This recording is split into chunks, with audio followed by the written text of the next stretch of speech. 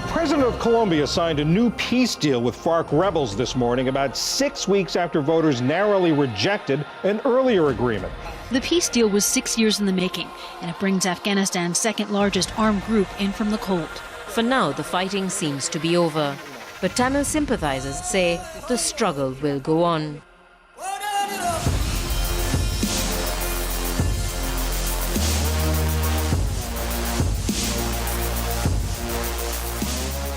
When do you intend to hold democratic elections? This will be more dependent on the outcome of our dialogue with the international community and the peaceful situation in our country. This framework agreement paves the way for a final enduring peace in Mindanao. It brings all former secessionist groups into the fold. No longer does the Moro Islamic Liberation Front aspire for a separate state.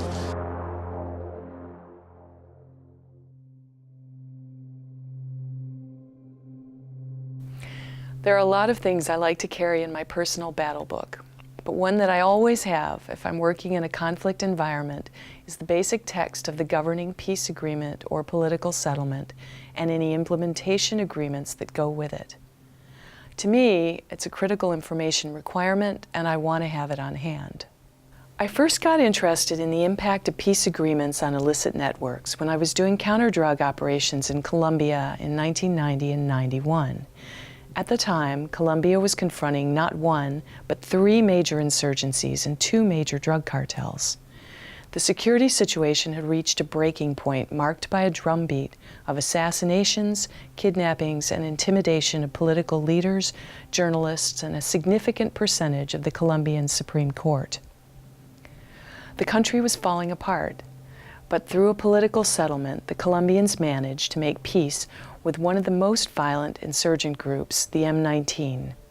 Per its terms, a massive political reform effort ensued, and everyone was optimistic that it would turn the tide. But that was not the case, because unfortunately, the factions that were not at the negotiating table still had a vote, namely the narcos and the FARC. Looking back, I would argue that the political reforms of 1990 did set conditions for Plan Colombia, which enabled the government to reassert both governance and the monopoly of force throughout the early 2000s, which in turn forced the FARC to finally conclude a peace agreement last year in 2016. Whether that agreement holds is still an open question because implementation has only just begun. But it does illustrate a lesson that surprised us with its consistency when we looked across all the case studies in impunity. Put simply, when illicit power structures and their interests are not accounted for in peace agreements or other negotiated settlements, it is nearly impossible to control them, let alone make them go away. The very first case study in our book, Criminal Patronage Networks in Afghanistan, put the problem front and center. Carl Forsberg and Tim Sullivan analyzed the Bonn Agreement in both process and product for its impact on the Afghans' ability to control the illicit power structures within and outside of the government. 3 years after they wrote their chapter, Carl had this to say. So politically, the Bonn settlement was the beginning of a grand deal in Afghanistan, in which some of these Northern Alliance groups begrudgingly handed over some power to President Karzai and some of his Pashtun allies who controlled the office of the presidency. But in turn, these groups expected to maintain a huge share of power within Afghanistan's critical ministries and its security forces. I think what went wrong in many ways with this political settlement was that, for one, the international community's legal and evolutionary process did not really take account of the realities that President Karzai and the Afghan government was beholden to essentially a group of former Mujahideen commanders who controlled most of Afghanistan's critical security ministries. These Mujahideen commanders, in turn, essentially assumed they had free rein to use their ministries for factional enrichment for the advancement of their own patronage networks. After several decades of civil war, these groups were deeply invested in organized crime, in the narcotics trade. They had become accustomed to arbitrary confiscations of land and property, to the use of violence and intimidation to advance their political goals. And many of these groups essentially became stakeholders in state weakness, the very groups, the networks that control Afghanistan's security ministries and the police in particular in the first decade after 2001.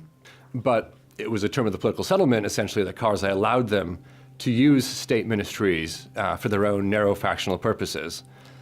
And this is really, I think, the core of how impunity became so deeply embedded in Afghanistan's political settlement. Gretchen Peters, who spent several years on the ground unraveling the impact of the Pashtun trucking mafias on the war, had come to a similar set of conclusions. Between them, Forsberg, Sullivan, and Peters concluded that efforts to end the conflict in Afghanistan had to take the illicit economy into account. It had to address the political criminal linkages that were already in play, and as unsavory as it might seem, all interests, equities, and adversaries had to be represented in the deal.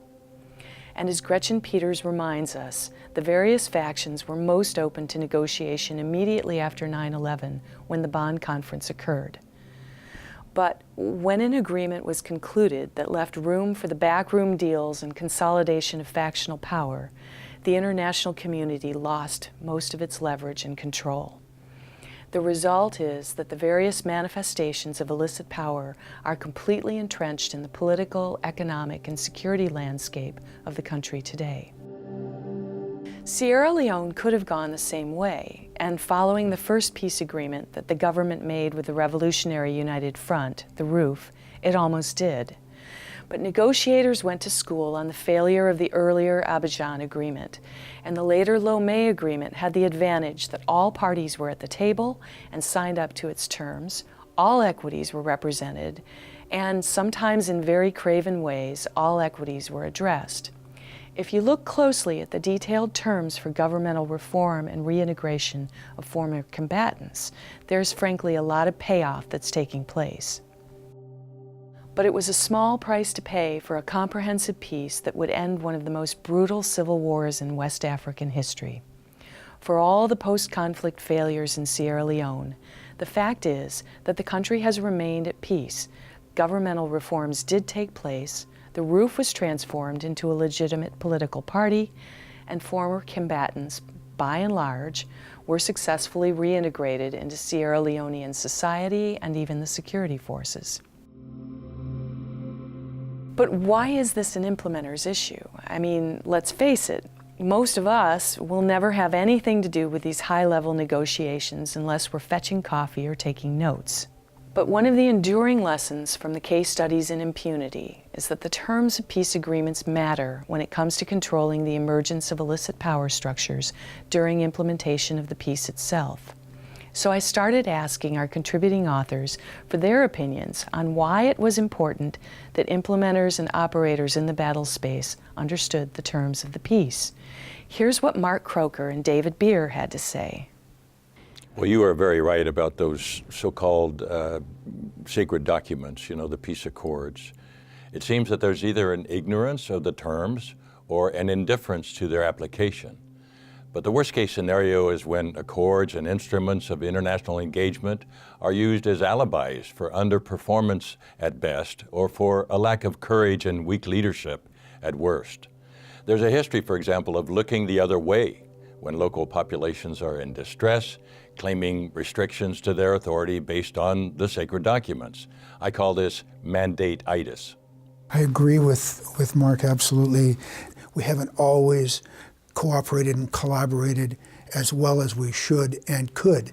And indeed, there's been lots of steps taken even in the recent past to make sure that the security apparatus, those three important component parts, the military, the police, and the mission security itself, in close collaboration with the local police and or military, as the case may be, that they are all working partners.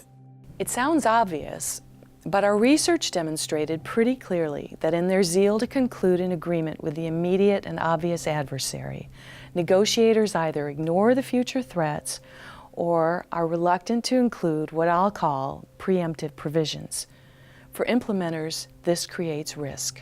The agreements, or as Mark Croker calls them, sacred documents, also provide guidelines and parameters for what we're trying to accomplish. They tell us what our partners have signed up to, and more importantly, what they haven't. Understanding the process, especially who was there and who wasn't, is critical to understanding the operational environment. Every stakeholder who was not represented remains outside the agreement's terms. They're not bound by anything. You can argue that an agreement by itself can be broken or violated in a heartbeat by those who signed up to it. But if you've got adversaries that never even signed it or were excluded from the process, then you have a known set of free radicals. And our cases tell us that those free radicals leverage the constraints on everyone else to coalesce and consolidate their illicit power. Conversely, a comprehensive peace agreement that anticipates the potential impact of illicit power, accounts for both licit and illicit interests, and adequately empowers outsiders such as peacekeepers or other international actors to control it, and contains accountability mechanisms and conditionality in every clause, can be a very powerful tool. The Leone Agreement that ended the war in Sierra Leone is one very good example. I asked Tom Marks, who studied the issue in both Colombia and Sri Lanka, if he thought the Colombian peace agreement with the FARC would hold. And he had a perspective on both the process of the negotiation and the agreement itself that's critical to understanding the risks going forward. There are at least 24 major components which have not yet been settled, and consequently those are going to cause some problems. Not all FARC combatants have agreed to go on with the terms, and in addition, exactly how things will play out has not been decided. What concerns me more, perhaps, is that Colombia, from a position of advantage, has made all of the sacrifices and will probably make still more. In doing so, it has damaged Colombian democracy and has put itself in a situation where all that it has achieved is at risk. In 2007, I was a senior mentor for an Army Title X war game that was focused on stabilization and reconstruction. I thought, given the scenario, that it would be a good idea to use the Afghan Compact as a real-world example of how political settlements inform stabilization and development. I figured that since so many in the player audience had served there, they would recognize the document, and I wouldn't have to waste much time explaining its terms before we could talk about implementation. But much to my surprise, no one had even heard of it. I've been teaching military, law enforcement, and development specialists about illicit networks and countering them in war and transition for several years now.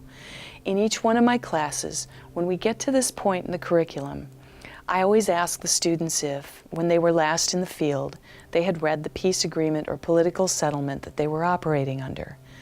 9 times out of 10, no one has. I think when we prepare for deployment, we need to change that. Because at the end of the day, you can't win the peace if you don't understand it.